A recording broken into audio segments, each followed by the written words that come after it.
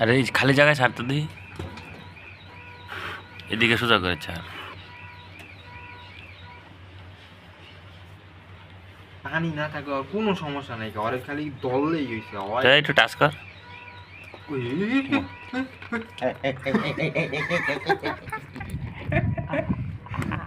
Idea আউ আমার কাছে কত স্পিডে দৌড় মারে রে।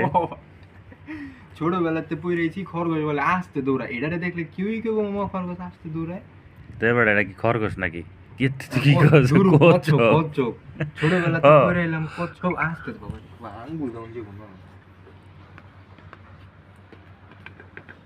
অনেক স্পিডে দৌড়ায় কিন্তু এটা। দে কই যায় দেখি না। টোক্কা মারলে দেখি কি স্পিডে দৌড়ায়। ওই ও